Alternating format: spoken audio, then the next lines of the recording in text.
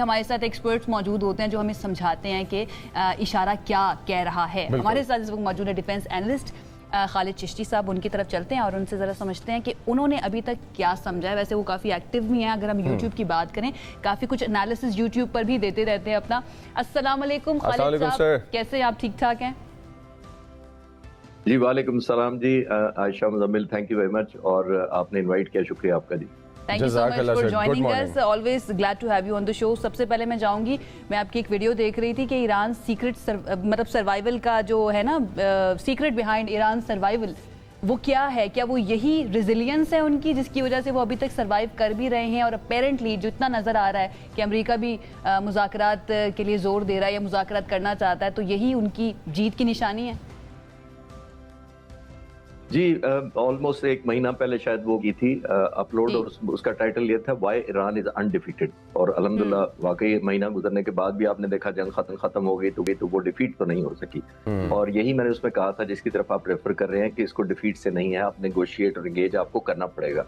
और अभी 40 दिन की जंग एक्सटेंसिव करके, इतनी मैसिव डिस्ट्रक्शन करके, लोगों की हाइप क्रिएट करके, दुनिया में महंगाई करके, ऑयल प्राइसेस क्राइसिस करके आज भी टेबल पर बैठना पड़ रहा है। और यही मेरी गुजारिश हो सकती, लेकिन आज दुनिया ने देखा कि पाकिस्तान सबसे ज्यादा, आयशा जिस तरफ आप यूसुफ इशारा कर रहे थे, मुजम्मिल आप जिस तरफ इशारा कर रहे थे, वो वही है कि पाकिस्तान अल्हम्दुलिल्लाह रेलेवेंट हुआ और एक साल से हुआ है, कोई नया सरप्राइज नहीं हुआ। पिछले मई में भी हमने देखा, हम चैनल पर इकट्ठे थे, उस वक्त भी हमने कहा कि पाकिस्तान एक न्यू फाउंड रेलेवेंस गेन किया। दुनिया ने हमारा एहतराम किया, सॉवरेनिटी को जो हमारी ऑब्वियसली एक कमिटमेंट थी। तो अब ईरान को क्या चाहिए और अमेरिका को क्या चाहिए? देखिए, दोनों ने अपनी अपनी एक मिथ कह लें, एक रिजॉल्व कह लें, अपना दिखा दिया। अमेरिका सबसे बड़ी सुपर पावर है, इसमें तो कोई डिनाइल नहीं है, आज भी यूनाइटेड स्टेट्स ने भी सबसे बड़ी है, लेकिन जो उन्होंने गोल सेट किए वो अचीव नहीं हो सके उस तरह। और ईरान दूसरी तरफ आपने देखिए, अमेरिका के खिलाफ उसने कम बैक किया, रेजिलियंस दिखाई।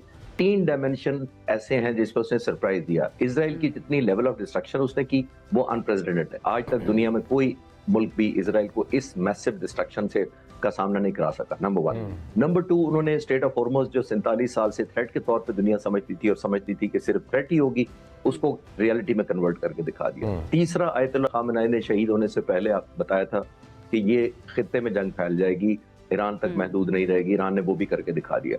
तो ये new found leverage of bargain जो ईरान को मिली है, वो चाहते हैं कि आप सुपर पावर होंगे, लेकिन हमने भी तो अपनी रेजिलियंस के लिए साबित किया कि आप हमें 40 दिन में दुनिया की सबसे बड़ी नेवी होकर हमें आप डिस्ट्रॉय नहीं कर सके, हमें शिकस्त नहीं दे सके। आई थिंक दोनों को विन विन चाहिए। हम तो अमन के लिए, जाहिर है हम तो साइड नहीं ले रहे, लेकिन एनालिसिस ये कहता है कि अमेरिका ने जो लास्ट खास तौर पर ये पिछले दिनों किया, 2 चीजें जो की वो बड़ी खतरनाक थी अमन के लिए। पहली बात, जो उन्होंने स्टेट ऑफ हॉर्मुज़ का जो ब्लॉकेड ईरान ने खत्म किया यूनिलैटरली, अमेरिका को ब्लॉकेड, जो काउंटर ब्लॉकेड किया था, उसको भी खत्म करना चाहिए था ताकि गुडविल और जेस्चर एक्सटेंड हो, वो नहीं किया उन्होंने। ऑन टॉप ऑफ दैट, उन्होंने 2 दिन पहले एक बहरी जहाज को इंटरसेप्ट किया, उसको जाहिर है हिट किया और उसके बाद उस पर कब्जा करके वीडियो रिलीज कर दी। और मैं कई दिनों से कह रहा हूँ कि ये इस तरह के जो इश्तियाल अंगेज किस्म वाक़े होते हैं, they add insult to the individual. इसने मामले को खराब किया है, मुल्क को सॉरी टू इंटरप्ट, इसने क्या इस मामले को खराब किया? अदरवाइज ये सेकंड राउंड ऑफ टॉक्स जो है वो हो जाता। डू यू थिंक कि ये जो उनके कार्गो शिप को पकड़ना, उसके ऊपर अटैक करना और फिर वीडियो जारी करना, इसने भी ईरानियंस को काफी गुस्सा दिलाया और फिर वो नहीं आए पाकिस्तान? जी आयशा, इसने कंट्रीब्यूट बहुत सिग्निफिकेंटली इसलिए किया है कि ये ईरान को पहली दफा नहीं हुआ कि वो समझता है कि अमेरिका ने धोखा दिया है। मुज़ाकरात में भी आपने देखा, 2015 में JCPO साइन हुआ, 2018 में प्रेसिडेंट ट्रंप ने आते ही रिवोक कर दिया। फिर आपने देखा पिछले साल मुज़ाकरात हो रहे थे, 15 दिन दिए प्रेसिडेंट ट्रंप ने मुज़ाकरात के लिए, तीसरे दिन हमला कर दिया। अभी 2026 में आ जाते हैं, ओमानी वजीर खारजा ने कहा कि हम एक यादगार एग्रीमेंट की तरफ बढ़ रहे हैं, तो अगले दिन हमला हो गया।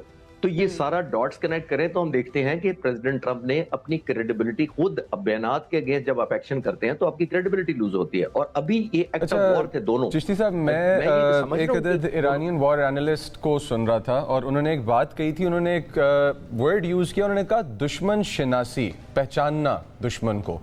और आपका जो बिहेवियरल पैटर्न्स पॉइंट आउट करने वाला पार्ट है, मैं उससे रिलेटेड क्वेश्चन कर रहा हूँ। गुडविल ऑफ जेस्चर आपने मेंशन किया, जाहिर बात है जब पॉलिसीज़ के मिडिल में, नेगोशिएशंस के मिडिल में अटैक किया जाएगा तो ठीक है, हम जानते हैं अमेरिका ब्रवाडो दिखाना चाह रहे हैं, एक पोस्चर होता है और एक पॉलिसी होती है, लेकिन अमेरिका के पोस्चर और पॉलिसी की मूवमेंट के दरमियान जो तजाद है, इसकी वजह से अमेरिका को सामना करना पड़ रहा है शदीद मजम्मत का। और वो मजम्मत जो है वो अमेरिका के ऊपर बर्डन के तौर पे आ रही है और ट्रंप की गिर रही है रेटिंग, और जो ट्रंप की रेटिंग गिरी है उसके साथ पॉपुलर तो वो नहीं रहे अमेरिका में जितने थे, at the same time expense of war भी बढ़ता जा रहा है। तो वॉल स्ट्रीट जर्नल के मुताबिक चीख रहे थे वो अपने जो कि अपने हाई कैडर के ऊपर, और इस तरह का बिहेवियर कभी देखा नहीं गया किसी प्रेसिडेंट की तरफ से पहले।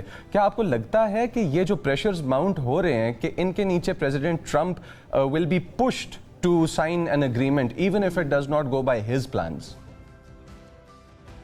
मुजम्मिल, देखिए, प्रेसिडेंट ट्रंप तो अनफॉर्चुनेटली पुश करते आए हैं और वो ग्राउंड रियलिटी को सेट असाइड कर देते हैं, वो अपनी परसेप्शन पे चलते हैं।